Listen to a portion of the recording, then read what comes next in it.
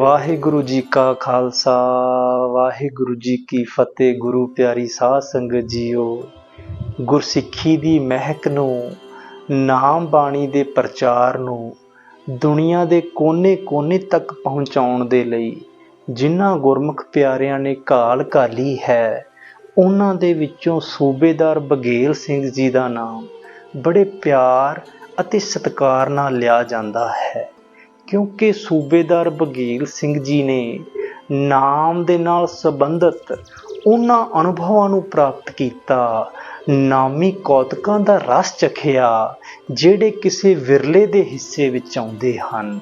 ਸੂਬੇਦਾਰ ਬਘੇਲ ਸਿੰਘ ਜੀ ਜਿਨ੍ਹਾਂ ਨੇ ਕਿ ਨਾ ਸਿਰਫ ਇਹਨਾਂ ਕੌਤਕਾਂ ਨੂੰ ਮਾਣਿਆ, ਬਲਕਿ ਇਹਨਾਂ ਕੌਤਕਾਂ ਨੂੰ ਆਪਣੀਆਂ ਰਚਨਾਵਾਂ ਵਿੱਚ ਦਰਜ ਕਰਨ ਦਾ ਵੀ ਯਤਨ ਕੀਤਾ ਹੈ। ਅਸੀਂ ਰੋਜ਼ ਇਹ ਬੰਦ ਬੜੇ ਪਿਆਰ ਦੇ ਨਾਲ ਪੜ੍ਹਦੇ ਹਾਂ।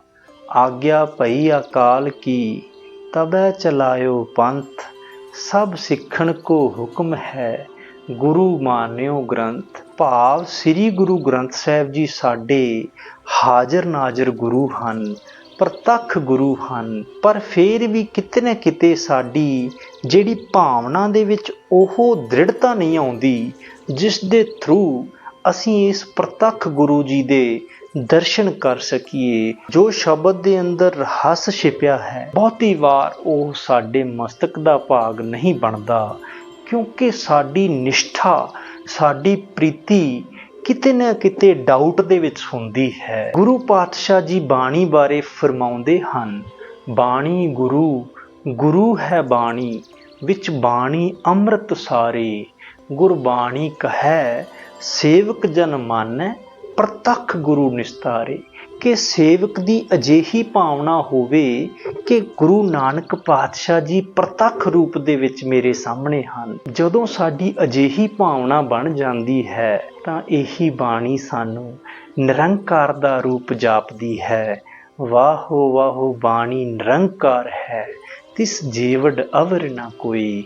ਜਿਨ੍ਹਾਂ ਗੁਰਮੁਖ ਪਿਆਰਿਆਂ ਨੇ ਇਸ ਗੁਰਬਾਣੀ ਦੇ ਵਿੱਚੋਂ ਪ੍ਰਤੱਖ ਗੁਰੂ ਜੀ ਦੇ ਦਰਸ਼ਨ ਕੀਤੇ ਹਨ, ਉਹਨਾਂ ਦੇ ਵਿੱਚੋਂ ਸੂਬੇਦਾਰ ਬਘੇਲ ਸਿੰਘ ਜੀ ਦਾ ਨਾਮ ਲਿਆ ਜਾਂਦਾ ਹੈ। ਅੱਜ ਅਸੀਂ ਸੂਬੇਦਾਰ ਬਘੇਲ ਸਿੰਘ ਜੀ ਦੇ ਇਸੇ ਪ੍ਰਸੰਗ ਦੇ ਨਾਲ ਸੰਬੰਧਿਤ, ਭਾਵ ਪ੍ਰਤੱਖ ਗੁਰੂ ਦੇ ਭਾਵ ਨਾਲ ਸੰਬੰਧਿਤ ਪ੍ਰਸੰਗ ਨੂੰ ਆਪ ਸੰਗਤਾਂ ਦੇ ਨਾਲ ਸਾਂਝਾ ਕਰਨ ਦਾ ਯਤਨ ਕਰਾਂਗੇ।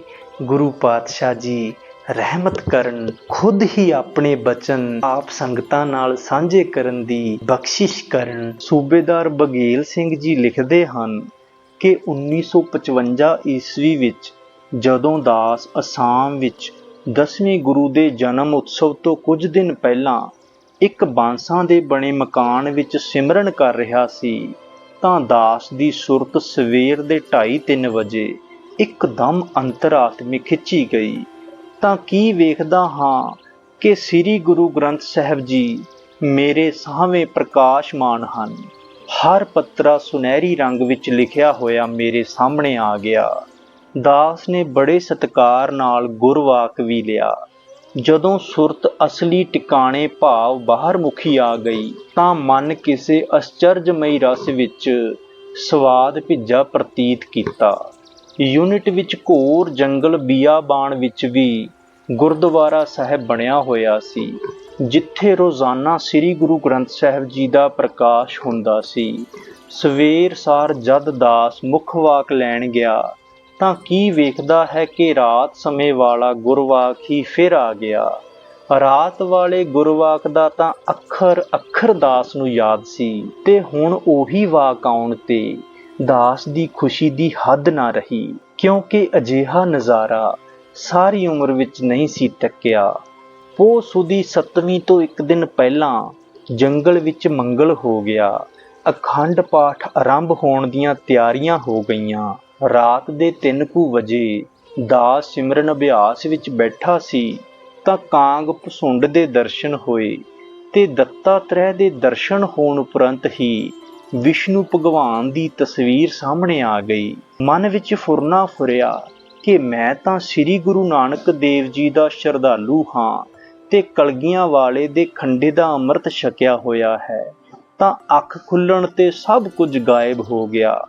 ਅਗਲੇ ਦਿਨ ਅਖੰਡ ਪਾਠ ਸਾਹਿਬ ਆਰੰਭ ਕੀਤਾ ਗਿਆ ਤਾਂ ਦਾਸ ਰਾਤ ਦੇ 1 ਵਜੇ ਕੰਬਲ ਦੀ ਬੁੱਕਲ ਮਾਰੀ ਅੱਖ ਮੀਟੀ ਪਾਠ ਸੁਣ ਰਿਹਾ ਸੀ। ਸੁਰਤੀ ਨਿਰਮਲ ਤੇ ਆਨੰਦ ਹੋ ਕੇ ਗੁਰੂ ਦੇ ਚਰਨਾਂ ਵਿੱਚ ਲੀਨ ਸੀ। ਧਿਆਨ ਜਦੋਂ ਅਖੰਡ ਪਾਠ ਸਾਹਿਬ ਵੱਲ ਗਿਆ ਤਾਂ ਉੱਥੇ ਨਜ਼ਾਰਾ ਹੋਰ ਹੀ ਦੇਖਿਆ।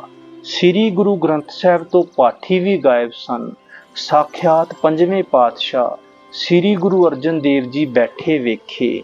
ਕੁਝ ਦਰਸ਼ਨ ਦੀਦਾਰਾਂ ਉਪਰੰਤ ਫੁਰਨਾ ਆਇਆ ਕਿ ਅੱਜ ਦਿਨ ਤਾਂ ਦਸਮ ਪਾਤਸ਼ਾਹ ਦਾ ਮਨਾਇਆ ਜਾ ਰਿਹਾ ਹੈ, ਤਾਂ ਫਿਰ ਪੰਚਮ ਪਾਤਸ਼ਾਹ ਦੇ ਪਿੱਛੇ ਹੀ 10ਵੇਂ ਪਾਤਸ਼ਾਹ ਨੂੰ ਖੜਿਆ ਤੱਕਿਆ। ਸਾਰੀ ਉਮਰ ਅਜਿਹਾ ਅਲੌਕਿਕ ਕੌਤਕ ਨਹੀਂ ਸੀ ਤੱਕਿਆ ਤੇ ਦਿਲ ਚਾਹੇ ਕਿ ਇਹ ਨਜ਼ਾਰਾ ਖਤਮ ਹੀ ਨਾ ਹੋਵੇ ਤੇ ਇਵੇਂ ਹੀ ਬੈਠਾ ਰਹਾਂ ਤੇ ਮਹਾ ਆਨੰਦ ਮਾਣਦਾ ਜਾਵਾਂ।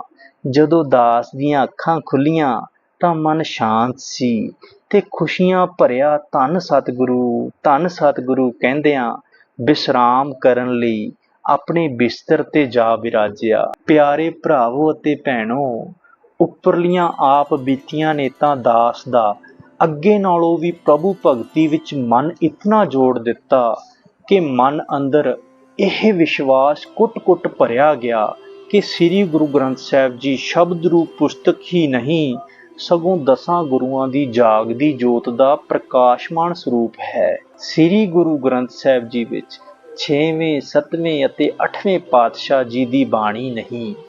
ਅਕਾਲ ਪੁਰਖ ਨੇ ਜਿਵੇਂ ਗੁਰੂਆਂ ਨੂੰ ਗਿਆਨ ਦਿੱਤਾ ਤਿਵੇਂ ਉਹਨਾਂ ਨੇ ਇਸ ਗਿਆਨ ਦਾ ਪ੍ਰਕਾਸ਼ ਕੀਤਾ। ਜਿਨ੍ਹਾਂ ਨੇ ਬਾਣੀ ਨਹੀਂ ਉਚਾਰੀ ਉਹਨਾਂ ਨੇ ਵਾਹਿਗੁਰੂ ਜੀ ਦੀ ਰਜ਼ਾ ਵਿੱਚ ਰਹਿ ਕੇ ਰਚੀ ਹੋਈ ਬਾਣੀ ਦਾ ਪ੍ਰਚਾਰ ਕੀਤਾ। ਦਸਮ ਪਾਤਸ਼ਾਹ ਜੀ ਨੇ ਵੀ ਢੇਰ ਸਾਰੀ ਬਾਣੀ ਰਚੀ ਪਰ ਆਦਿ ਸ੍ਰੀ ਗੁਰੂ ਗ੍ਰੰਥ ਸਾਹਿਬ ਵਿੱਚ ਨਹੀਂ ਚੜਾਈ। ਇਹ ਉਹਨਾਂ ਦੀ ਮਰਜ਼ੀ ਸੀ। ਦਸਮ ਪਾਤਸ਼ਾਹ ਨੇ ਦਮਦਮਾ ਸਾਹਿਬ ਸਾਬੋ ਕੀ ਤਲਵੰਡੀ ਵਿੱਚ ਬੈਠ ਕੇ ਵਾਹਿਗੁਰੂ ਵਿੱਚ ਲੀਨ ਹੋ ਕੇ ਬੀੜ ਵਿੱਚ ਸਾਰੀ ਬਾਣੀ ਭਾਈ ਮਣੀ ਸਿੰਘ ਜੀ ਪਾਸੋਂ ਲਿਖਵਾਈ। ਇਸ ਲਈ ਸ੍ਰੀ ਗੁਰੂ ਗ੍ਰੰਥ ਸਾਹਿਬ ਜੀ 10 ਪਾਤਸ਼ਾਹਾਂ ਦਾ ਆਤਮਿਕ ਸਰੂਪ ਹਨ। ਸੱਚਾਈ ਤੇ ਪੂਰਨ ਗਿਆਨ ਹੈ। ਗੁਰੂ ਬਿਆਨ ਕਾਰਨ ਹੀ ਸ੍ਰੀ ਗੁਰੂ ਗ੍ਰੰਥ ਸਾਹਿਬ ਜੀ ਗੁਰੂ ਹਨ। ਗਿਆਨ ਗੁਰੂ ਦੇ ਆਤਮ ਉਪਦੇਸੋ ਦੇ ਕਥਨ ਜਾਂ ਬਾਣੀ ਗੁਰੂ ਦੇ ਸਿਧਾਂਤ ਨੂੰ ਸਮਝਣਾ ਰੱਤਾ ਕਠਿਨ ਹੈ, ਕਿਉਂ ਜੋ ਇਹ ਸੂਖਮ ਹੈ। ਜੇ ਡੂੰਘੇ ਵਿਚਾਰ ਨਾਲ ਦੇਖੀਏ ਤਾਂ ਸੰਸਾਰ ਵਿੱਚ ਕੋਈ ਸ਼ਖਸੀਅਤ ਕਾਇਮ ਨਹੀਂ ਰਹਿ ਸਕਦੀ ਤੇ ਨਾ ਹੀ ਗੁਰਤਾ ਦਾ ਸਿਲਸਿਲਾ ਜਾਰੀ ਰਹਿ ਸਕਦਾ ਹੈ। ਕੇਵਲ ਗਿਆਨ ਕਾਇਮ ਰਹਿ ਸਕਦਾ ਹੈ। ਜਿਸ ਸ਼ਖਸੀਅਤ ਵਿੱਚ ਗਿਆਨ ਪ੍ਰਕਾਸ਼ ਕਰਦਾ ਹੈ ਪੂਜਾ ਉਸੇ ਦੀ ਹੁੰਦੀ ਹੈ। ਇਸੇ ਲਈ ਸਹੀ ਪੂਜਾ ਤਾਂ ਗਿਆਨ ਦੀ ਹੋਈ। ਸਤਿਗੁਰਾਂ ਨੇ ਇਸੇ ਲਈ ਹੀ ਬਾਣੀ ਨੂੰ ਗੁਰੂ ਕਿਹਾ ਹੈ। ਇਸ ਸੰਬੰਧੀ ਕੁਝ ਪ੍ਰਮਾਣ ਦਰਜ ਕਰਦੇ ਹਾਂ। ਸ਼ਬਦ ਗੁਰ ਪੀਰਾ ਗਹਿਰ ਗੰਭੀਰਾ ਬਿਨ ਸ਼ਬਦੈ ਜਗ ਬਉਰਾਨੰ। ਬਾਣੀ ਗੁਰੂ ਗੁਰੂ ਹੈ ਬਾਣੀ ਵਿੱਚ ਬਾਣੀ ਅੰਮ੍ਰਿਤ ਸਾਰੇ। ਗੁਰਬਾਣੀ ਕਹੈ ਸੇਵਕ ਜਨ ਮਾਨੈ ਪ੍ਰਤੱਖ ਗੁਰੂ ਨਿਸਤਾਰੇ। ਭਾਈ ਗੁਰਦਾਸ ਜੀ ਲਿਖਦੇ ਹਨ, ਗੁਰਮੂਰਤ ਕਰ ਧਿਆਨ ਸਦਾ ਹਜ਼ੂਰ ਹੈ। ਗੁਰਮੁਖ ਸ਼ਬਦ ਗਿਆਨ ਨੇੜ ਨਾ ਦੂਰ ਹੈ। ਸ਼ਬਦ ਗੁਰੂ ਗੁਰ ਜਾਣੀਐ ਗੁਰਮਤਿ ਹੋਏ ਸੁਰਤ ਧੁਨ ਚੇਲਾ। ਭਾਈ ਚੌਪਾ ਸਿੰਘ ਕਲਗੀਧਰ ਜੀ ਦੇ ਖਿਡਾਵੇ ਸਨ।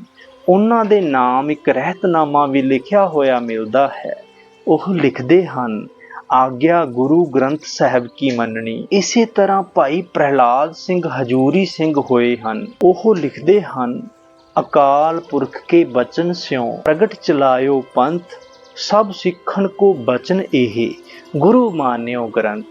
ਭਾਈ ਨੰਦ ਲਾਲ ਜੀ ਕਲਗੀਧਰ ਜੀ ਦੀ ਕਿਰਪਾ ਦੇ ਪਾਤਰ ਸੱਜਣਾ ਵਿੱਚੋਂ ਹੋਏ ਹਨ। ਆਪ ਰਹਿਤਨਾਮੇ ਵਿੱਚ ਲਿਖਦੇ ਹਨ, ਗ੍ਰੰਥ ਸਾਹਿਬ ਜੀ ਗੁਰੂ ਕਰ ਜਾਣੇ। ਆਦਿ ਬੀੜ ਸ੍ਰੀ ਗੁਰੂ ਗ੍ਰੰਥ ਸਾਹਿਬ ਜੀ ਦੇ ਲਿਖਾਰੀ ਭਾਈ ਗੁਰਦਾਸ ਜੀ, ਸ੍ਰੀ ਕਲਗੀਧਰ ਜੀ ਦੇ ਨਿਕਟਵਰਤੀ ਭਾਈ ਨੰਦ ਲਾਲ ਜੀ, ਭਾਈ ਚੌਪਾ ਸਿੰਘ ਜੀ, ਭਾਈ ਪ੍ਰਹਿਲਾਦ ਸਿੰਘ ਜੀ ਅਤੇ ਉਸ ਤੋਂ ਪਿੱਛੋਂ ਗੁਰੂ ਪੀੜ੍ਹੀ ਦੀਆਂ ਅੰਸ਼ਾਂ ਉਦਾਸੀ ਤੇ ਨਿਰਮਲੇ ਨਾਮਧਾਰੀ ਹਿੰਦੂ ਮੁਸਲਮਾਨ ਤੇ ਅੰਗਰੇਜ਼ੀ ਇਤਿਹਾਸਕਾਰ ਸ੍ਰੀ ਗੁਰੂ ਗ੍ਰੰਥ ਸਾਹਿਬ ਜੀ ਦੀ ਗੁਰਿਆਈ ਉੱਤੇ ਸਹਿਮਤ ਹਨ ਕਿ ਪੰਥ ਦੇ ਵਾਲੀ ਸਾਹਿਬ ਸ੍ਰੀ ਗੁਰੂ ਗੋਬਿੰਦ ਸਿੰਘ ਜੀ ਮਹਾਰਾਜ 5 ਸੰਮਤ 1765 ਮੁਤਾਬਕ 7 ਅਕਤੂਬਰ ਸਨ 1708 ਈਸਵੀ ਨੂੰ ਨਾਂਦੇੜ ਸ੍ਰੀ ਅਬਚਲ ਨਗਰ ਵਿਖੇ ਜੋਤੀ ਜੋਤ ਸਮਾਉਣ ਤੋਂ ਪਹਿਲਾਂ ਗੁਰਗੱਦੀ ਸਿਰਫ ਸ੍ਰੀ ਗੁਰੂ ਗ੍ਰੰਥ ਸਾਹਿਬ ਜੀ ਨੂੰ ਹੀ ਦੇ ਕੇ ਗਏ।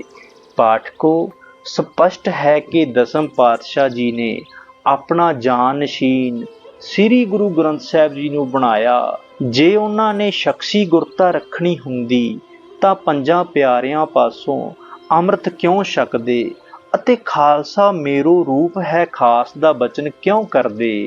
ਬਾਣੀ ਗੁਰੂ, ਗੁਰੂ ਹੈ ਬਾਣੀ ਦੇ ਸਿਧਾਂਤ ਨੂੰ ਕਿਉਂ ਪ੍ਰਚਾਰਦੇ। ਹਕੀਕਤ ਇਹ ਹੈ ਕਿ ਹਜ਼ੂਰ ਨੇ ਦੇਹਧਾਰੀ ਗੁਰਤਾ ਦਾ ਸਿਲਸਿਲਾ ਖਤਮ ਹੀ ਕਰ ਦਿੱਤਾ ਤੇ ਆਤਮਿਕ ਨੇਤਰ ਖੋਲ੍ਹਣ ਲਈ ਗੁਰਬਾਣੀ ਦਾ ਗਿਆਨ ਇਸ ਆਬੇ ਹਯਾਤ ਸ੍ਰੀ ਗੁਰੂ ਗ੍ਰੰਥ ਸਾਹਿਬ ਜੀ ਵਿੱਚ ਦਰਜ ਕਰ ਦਿੱਤਾ। ਗੁਰਬਾਣੀ ਦਾ ਫੁਰਮਾਨ ਹੈ, ਸੱਚਾ ਸ਼ਬਦ ਸੱਚੀ ਹੈ ਬਾਣੀ, ਗੁਰਮੁਖ ਜੁਗ ਜੁਗ ਆਖ ਵਖਾਣੀ। ਗੁਰੂ ਰੂਪੀ ਸਾਧ ਸੰਗਤ ਜੀਓ, ਇਹ ਜੋ ਪ੍ਰਸੰਗ ਅਸੀਂ ਸੂਬੇਦਾਰ ਬਘੇਲ ਸਿੰਘ ਜੀ ਦੇ ਜੀਵਨ ਦੇ ਵਿੱਚੋਂ ਸਰਵਣ ਕੀਤਾ ਹੈ, ਇਸ ਦੇ ਵਿੱਚੋਂ ਸਾਨੂੰ ਇਸ ਗੱਲ ਦੀ ਸੋਝੀ ਹੁੰਦੀ ਹੈ ਕਿ ਸ੍ਰੀ ਗੁਰੂ ਗ੍ਰੰਥ ਸਾਹਿਬ ਜੀ ਮਹਾਰਾਜ ਦਸਾਂ ਪਾਤਸ਼ਾਹੀਆਂ ਦੀ ਜੋਤ ਹਨ, ਜਾਗਤ ਗੁਰੂ ਹਨ। ਜੇਕਰ ਅਸੀਂ ਵੀ ਭਾਵਨਾ ਦੇ ਨਾਲ ਗੁਰੂ ਗ੍ਰੰਥ ਸਾਹਿਬ ਮਹਾਰਾਜ ਜੀ ਨੂੰ ਹਾਜ਼ਰ ਨਾਜ਼ਰ ਜਾਣੀਏ ਤਾਂ ਸਾਨੂੰ ਸਹਿਜੇ ਹੀ ਪਤਾ ਲੱਗ ਜਾਵੇਗਾ ਕਿ ਬਾਣੀ ਗੁਰੂ ਕਿਸ ਤਰ੍ਹਾਂ ਹੈ, ਬਾਣੀ ਪਰਮੇਸ਼ਰ ਕਿਸ ਤਰ੍ਹਾਂ ਹੈ। ਪਾਰ ਬ੍ਰਹਮ ਗੁਰ ਨਾਹੀ ਭੇਦ। ਸ੍ਰੀ ਗੁਰੂ ਗ੍ਰੰਥ ਸਾਹਿਬ ਜੀ ਮਹਾਰਾਜ ਦੀ ਬਾਣੀ ਪਰਮੇਸ਼ਰ ਤੋਂ ਹੀ ਆਈ ਹੈ। ਧੁਰ ਕੀ ਬਾਣੀ ਆਈ, ਤਿਨ ਸਗਲੀ ਚਿੰਤ ਮਿਟਾਈ। ਜੋ ਵੀ ਇਸ ਧੁਰ ਦੇ ਨਾਲ ਸਾਂਝ ਪਾ ਲੈਂਦਾ ਹੈ, ਉਸ ਦਾ ਖੁਦ ਦਾ ਨਿਸ਼ਚਾ ਧੁਰ ਦੇ ਨਾਲ ਸਥਾਪਿਤ ਹੋ ਜਾਂਦਾ ਹੈ। ਭਾਵ ਵਾਹਿਗੁਰੂ ਜੀ ਦੇ ਨਾਲ ਉਸ ਦੀ ਪ੍ਰਤੀਤੀ ਹੋ ਜਾਂਦੀ ਹੈ।